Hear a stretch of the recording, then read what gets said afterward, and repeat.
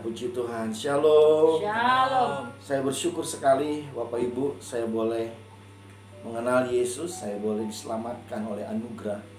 Karena kalau saya mengenal, saya bercerita tentang siapa saya, maka saya tahu bahwa saya bukan orang yang layak untuk diselamatkan.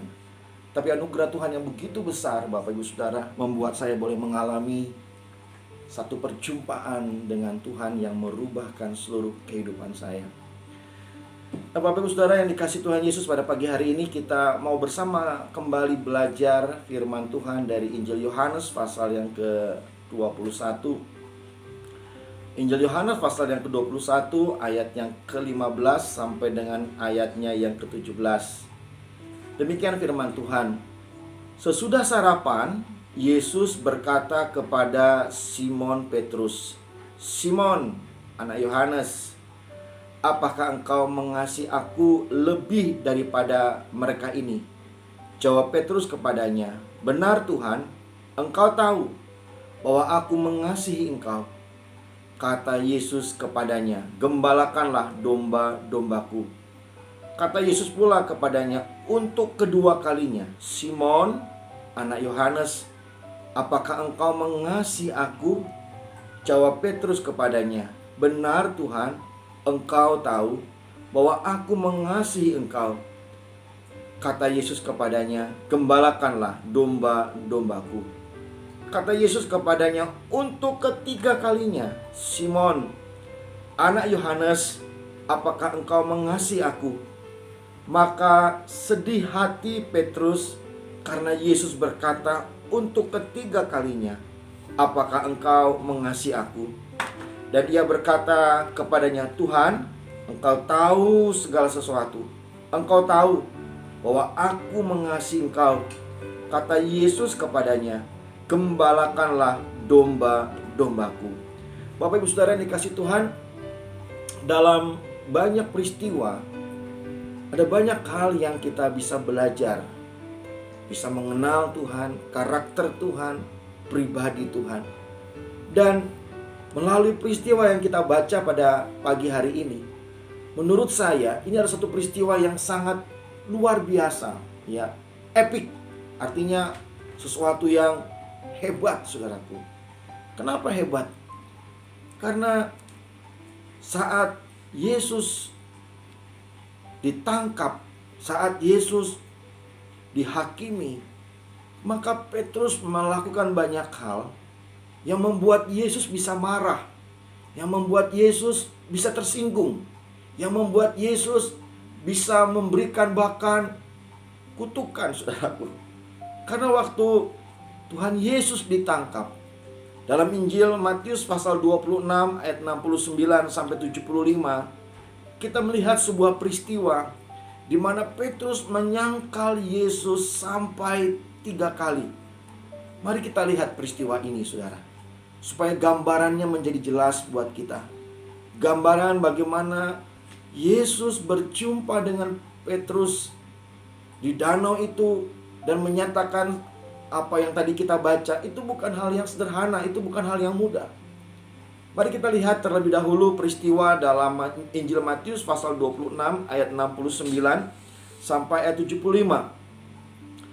Sementara itu Petrus duduk di luar halaman. Maka datanglah seorang hamba perempuan kepadanya, katanya, "Engkau juga selalu bersama-sama dengan Yesus, orang Galilea itu." Tetapi ia menyangkal di depan semua orang, katanya, "Aku tidak tahu apa yang kau maksud." Ketika ia pergi ke pintu gerbang, seorang hamba lain melihat dia dan berkata kepada orang-orang yang ada di situ, "Orang ini bersama-sama dengan Yesus, orang Nazaret itu." Dan Petrus menyangkalnya pula dengan bersumpah, "Aku tidak kenal orang itu." Tidak lama kemudian, orang-orang yang ada di situ datang kepada Petrus dan berkata, "Pasti engkau juga salah seorang dari mereka. Itu nyata dari bahasamu Maka mulailah Petrus mengutuk dan bersumpah, "Aku tidak kenal orang itu." Dan pada saat itu berkokoklah ayam. Maka teringatlah Petrus akan apa yang dikatakan Yesus kepadanya, "Sebelum ayam berkokok, engkau telah menyangkal aku 3 kali." Lalu ia pergi keluar dan menangis dengan sedih. Bapak Ibu, kalau kita melihat peristiwa ini, ada 3 kali peristiwa di mana Petrus menyangkal Yesus. Dan ada bagian di mana penyangkalannya disampaikan dengan sumpah, penyangkalannya disampaikan dengan kutuk. Saudara, kalau ada teman, ada sahabat kita yang tadinya bersama dengan kita, yang tadinya berjalan melewati segala hal bersama-sama, tapi kemudian tiba-tiba teman itu mengkhianati, teman itu menusuk kita dari belakang. Saya yakin yang kita alami adalah satu kepahitan, satu amarah, dendam, saudara. Dan kondisi Yesus pada waktu itu dalam kondisi yang benar-benar susah. Dan Petrus menyangkal Yesus, bukan hanya sekedar menyangkal, tapi mengutuk, saudaraku. Ini satu hal yang sangat-sangat, wah saudara, kalau kita bicara dalam standar manusia, maka kita akan bisa marah. Kita akan berkata, nanti kalau ketemu, awas kamu, saudaraku.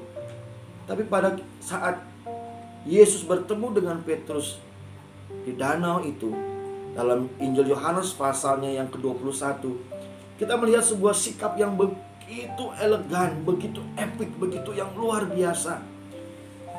Yesus berkata kepada Petrus, "Petrus, Simon," dia katakan, "Simon, apakah engkau mengasihi aku?"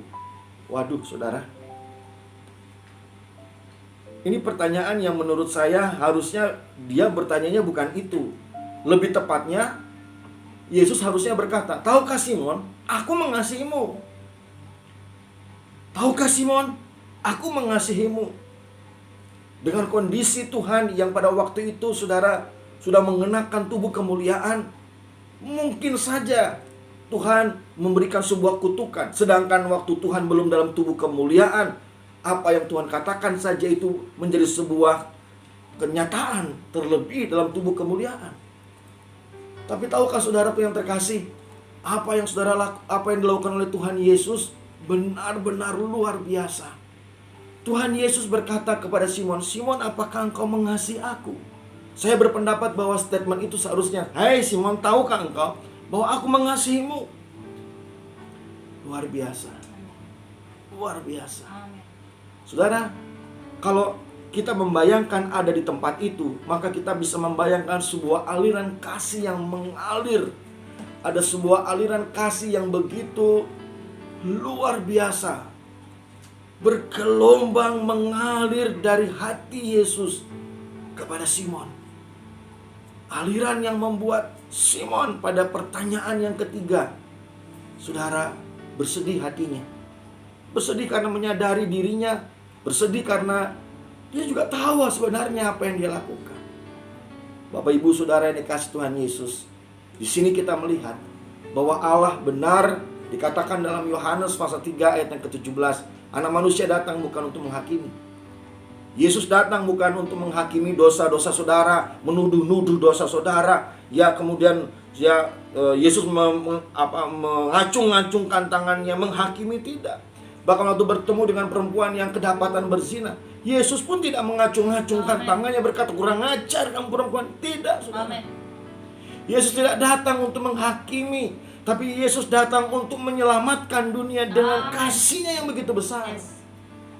Saudaraku yang terkasih, ketika Simon berjumpa dengan Yesus, saya yakin di hati Simon ada deg-degan, ada perasaan takut, saudaraku. Takut nanti dimarah, takut nanti dihukum. Tapi apa yang terjadi? Luar biasa. Ini epic sekali. Ini hebat sekali, saudaraku. Di mana Yesus menunjukkan kasih-Nya yang begitu besar. Dan kasih itu, saudara, yang membuat Simon bukan cuma rela hidup buat Yesus, tapi bahkan mati buat Yesus. Karena waktu Simon mengalami sebuah kasih ilahi yang memenuhi hidupnya, kasih yang menerima dia, kasih yang mengampuni dia, kasih yang membenarkan dia, maka Simon bukan hanya mau hidup buat Tuhan, tapi bahkan mau mati buat Tuhan.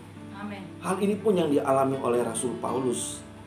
Rasul Paulus dikenal sebagai rasul yang dengan kokoh, saudara, menjadi rasul yang memberitakan Injil kasih karunia, di mana pemberitaan Injilnya berisi tentang kasih Allah. Pemberitaan Injilnya berisi tentang bagaimana anugerah yang luar biasa. Bahkan Paulus berkata, mati adalah keuntungan, hidup berbuah. Kenapa Paulus bisa berkata begitu? Karena Paulus sudah mengalami sebuah perjumpaan kasih ilahi. Amin. Bapak Ibu, melalui peristiwa ini, pagi hari ini kita diajak untuk merenung, diajak untuk menyadari ada satu pribadi yang mengasihi kita. Mungkin hari ini saudara sudah mulai jauh, mungkin hari ini saudara sudah luntur hatinya untuk percaya. Dengan berbagai kondisi saudara mulai mengalami ketakutan, keraguan, kebimbangan. Akankah Tuhan menolong saya di hari esok? Akankah Tuhan menyertai saya di hari esok? Ada banyak ketakutan. Dan saudara, ketakutan itu membuat kita akhirnya tanpa sadar mulai menjauh, mulai tidak percaya lagi. Kita mulai enggan ibadah, live streaming asal nonton aja. Mungkin karena udah disuruh sama gembala. Tapi saudaraku yang terkasih, kalau kita mengalami perjumpaan dengan kasih Kristus, kalau kita mengalami satu perjumpaan dengan kasih Kristus, saya yakin saudara tidak perlu disuruh-suruh, saudara tidak perlu dimarah-marah, saudara tidak perlu dituntut-tuntut, tapi kesadaran akan kasih itu yang membuat kita berani berkata, aku bukan hanya mau hidup bagi Tuhan, aku mau mati buat Tuhan. Amin. Luar biasa, saudaraku. Inilah yang dimaksud dalam Kidung Agung pasalnya yang pertama, Bapak Ibu.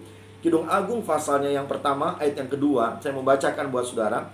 Kiranya ia mencium aku dengan kecupan, karena cintamu lebih nikmat daripada anggur.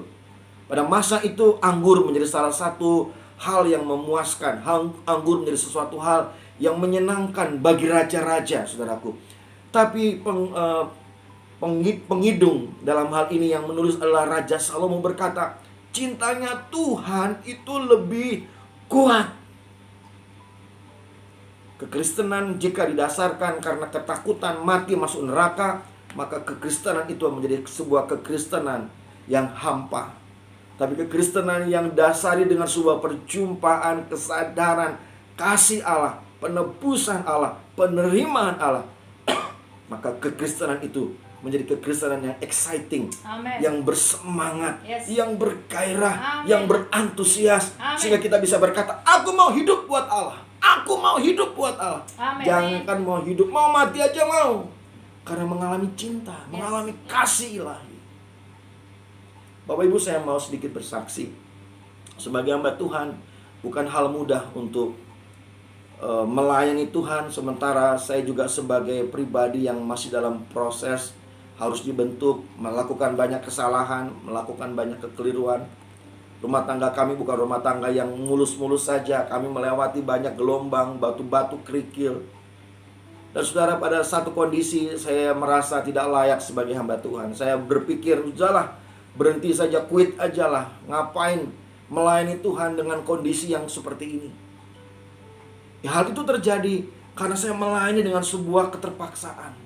Saya melayani karena sebuah tuntutan, saudaraku. Karena sudah terlanjur jadi pendeta, Bapak Ibu. Namun pada satu peristiwa, kurang lebih 4-5 tahun yang lalu, saya mengalami perjumpaan dengan kasih karunia Allah. Saya mengalami perjumpaan dengan kasih ilahi. Kasih yang menerima, Amen. kasih yang mengampuni, Amen. kasih yang mau mengangkat saya, mau menerima saya.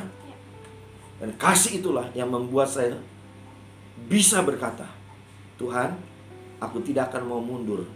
Bukan karena aku sudah memiliki semuanya, tapi karena aku sudah mengalami kasih. Amin. Kasih Kristus. Dan kasih itulah yang membuat saya pada hari ini bisa terus bertahan di tengah gelombang badai. Rumah tangga bisa mengalami pemulihan tahap demi tahap karena ada kasih Kristus. Amin. Pagi hari ini Bapak Ibu, tahukah Bapak Ibu, Yesus pun hadir dalam hidup saudara. Yes. Dan dia berkata, apakah engkau mengasihi aku? Bahasa sesungguhnya Yesus mau berkata, aku sudah mengasihi kamu. Amin. Dan saudaraku, Yang kita perlu lakukan hari ini adalah kita buka hati.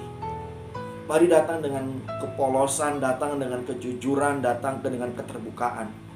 Saudara, Tuhan tidak akan mengejar dosa saudara, karena dosa kita sudah selesai di atas kayu salib. Tapi yang Tuhan mau adalah supaya hati kita diberikan, hati kita diserahkan ke dalam kasih Allah. Amen. Sehingga kasih itu memulihkan.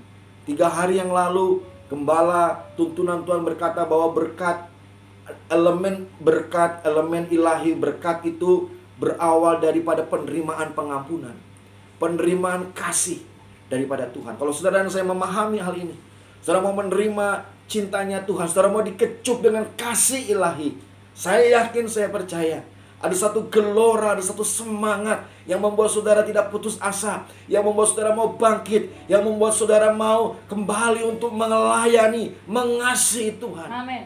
Karena waktu saudara tahu Dia mencintaimu, maka saudara akan tahu Dia tidak akan meninggalkan saudara. Amin. Dia tidak akan membiarkan saudara seorang diri. Yes. Dia tidak akan membuat saudara tinggal sendiri. Bahkan kemarin kita sudah belajar, kita tidak ditinggal yatim piatu, Dia sertai kita. Amin. Pagi hari ini, berita baik yang saya mau bawa kepada saudara, ada kasih ilahi yang selalu terbuka buat kita, yang berkata, apakah engkau mengasihi aku? Tuhan mau tanya, anakku, aku sudah berikan nyawaku kepadamu, aku sudah berikan seluruhnya kepadamu.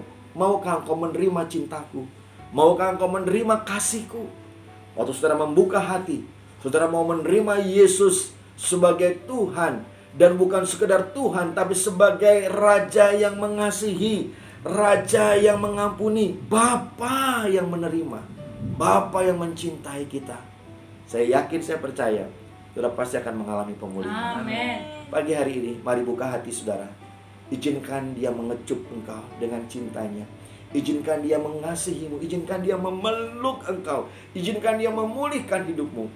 Saya percaya ketika kita menerima cinta Tuhan, maka segala kelimpahan surga akan saudara dan saya terima. Amin. Mari buka hati, mari kita datang. Mari kita terima cintanya Tuhan dalam hidup setiap kita. Terima kasih Tuhan.